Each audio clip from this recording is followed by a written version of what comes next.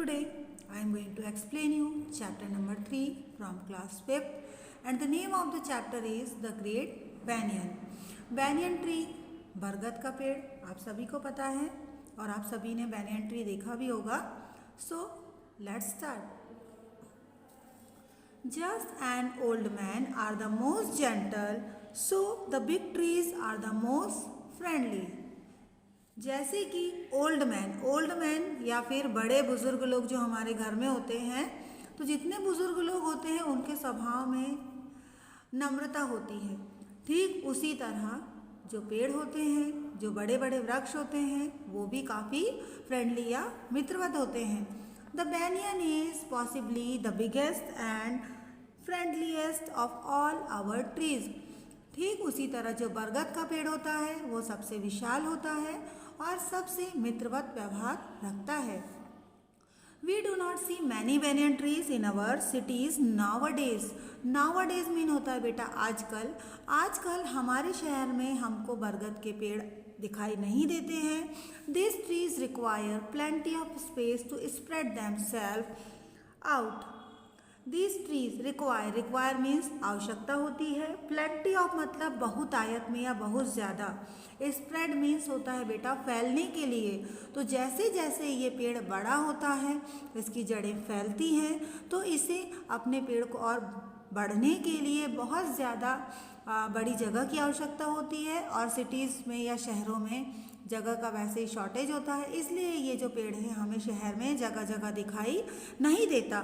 But in our over crowded cities where there is barely enough giving space for people, it is too hard to find a full grown banyan tree. जैसा कि मैंने आपको बताया कि हमारी जो cities होती हैं या शहर होते हैं काफ़ी ओवर क्राउडेड होते हैं, मतलब भीड़ से भरे होते हैं.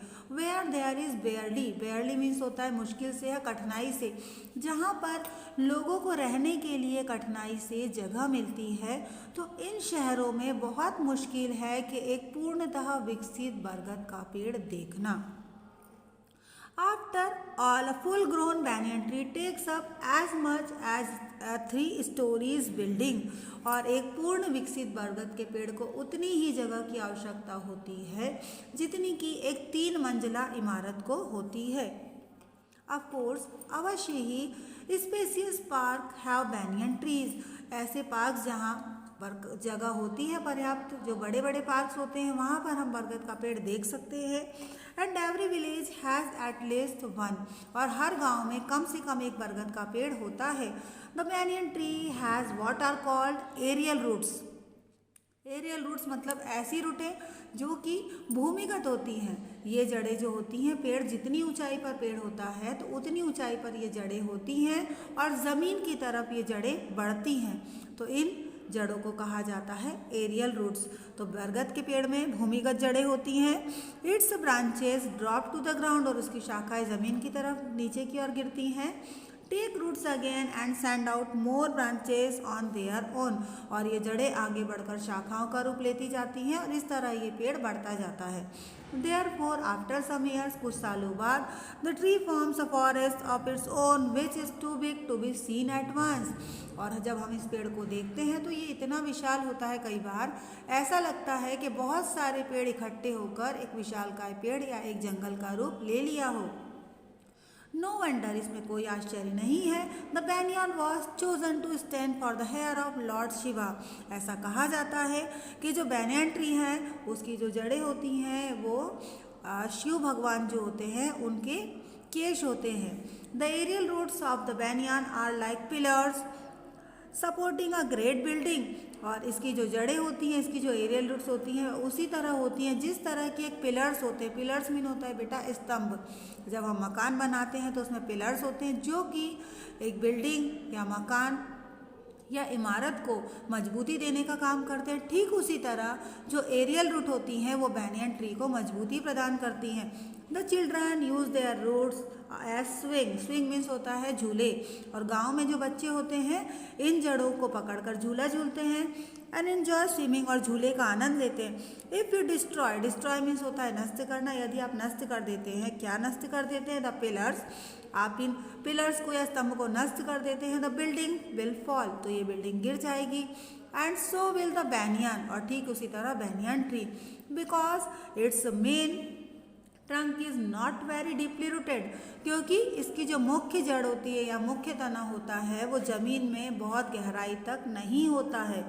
It needs plenty of space to put out its supporting roots, और इसी वजह से बैनियन ट्री को इसकी जो सपोर्टिंग रूट्स होती हैं, एरियल रूट्स होती हैं, उनको बढ़ने के लिए काफ़ी बड़ी जगह की आवश्यकता होती है.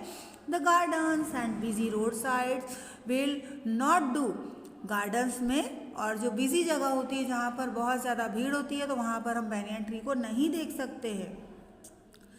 Because it needs twice the space the other trees need, क्योंकि अन्य पेड़ों की तुलना में दुगनी जगह की आवश्यकता इस पेड़ को होती है.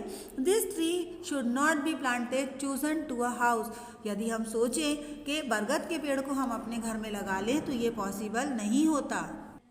Otherwise you might find a branch growing through your bedroom wall, नहीं तो कई बार ऐसा भी हो सकता है कि इसकी ब्रांचेस इतनी गहरी होती हैं और एरियल रूट इतनी जल्दी फैलती हैं कि उसकी शाखाएं आपके बेडरूम की वॉल के थ्रू घर के अंदर भी आ सकती हैं. It is always cool dark and shady beneath a banyan tree, beneath मतलब नीचे. यदि आप बरगद के पेड़ के नीचे जाएंगे तो आपको काफ़ी ठंडी छाया मिलेगी और थोड़ा अंधेरा भी होगा. And it is a good tree for climbing, बच्चे इस पर आसानी से चढ़ जाते हैं. You can climb it's branches without much difficulties, आप इस पेड़ पर चढ़ सकते हैं इसकी शाखाओं का या इसकी जड़ों का सपोर्ट लेकर. And there is no danger of falling off, और उस पर से गिरने का भी कोई डर नहीं होता. It is also one of the most comfortable trees to sit on, ये इतना कम्फर्टेबल होता है कि इस पर आराम से बैठा जा सकता है. One can lean against its broad trunk and read a book and nobody will trouble you, यहाँ तक कि इसकी जो शाखाएं होती है इतनी घनी होती हैं कि कोई भी आसानी से उस पर चढ़कर बैठ सकता है और बुक रीडिंग कर सकता है, कोई भी आपको डिस्टर्ब नहीं करेगा.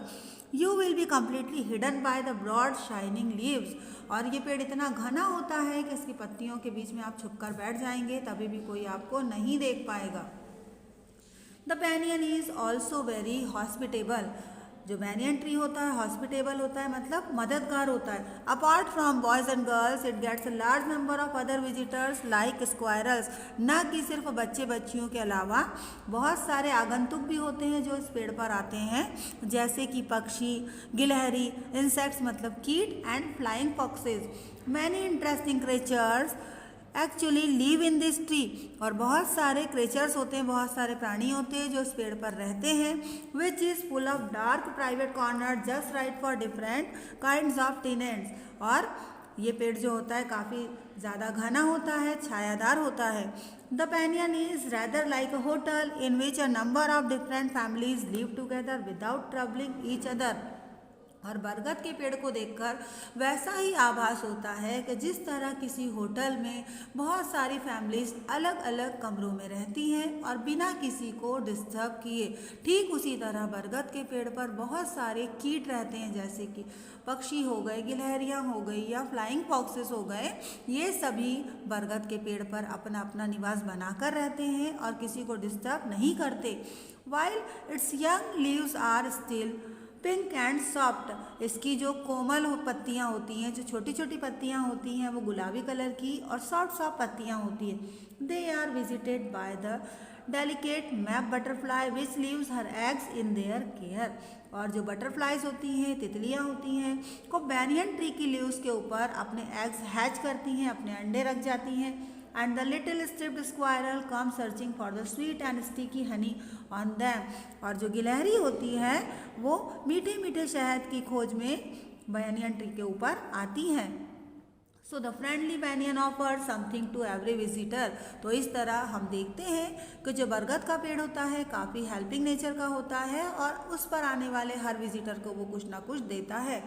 Everybody carries memories of the past and there is a kind of faith for the old banyan, और हम में से हर एक की बहुत सारी यादें जुड़ी होती हैं बरगद के पेड़ के साथ, और ये जो पेड़ है इसे विश्वास के साथ पूजा जाता है क्योंकि ऐसा माना जाता है कि इस पेड़ में शिव भगवान का वास होता है.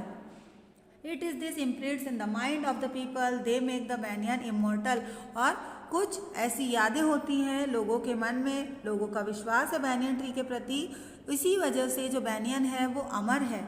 Even there is a popular belief, यहाँ तक कि एक मान्यता है which has it root in the mythology, mythology means धार्मिक मान्यताओं के अनुसार, that a banyan is a god, जैसे कि बरगद का पेड़ जो है उसमें ईश्वर का निवास है, एंड पीपल वर्शिप इट, और लोग इस पेड़ की पूजा करते हैं। That's why the banyan has always been regarded as a sacred and surviving member of the society and not just a tree.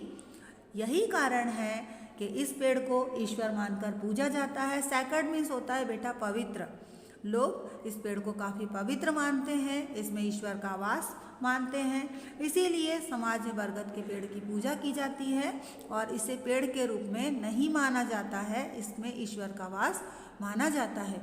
सो बेटा this was the explanation of chapter number 3 the great banyan। I hope कि आपको chapter अच्छे से समझ में आ गया होगा। Thank you.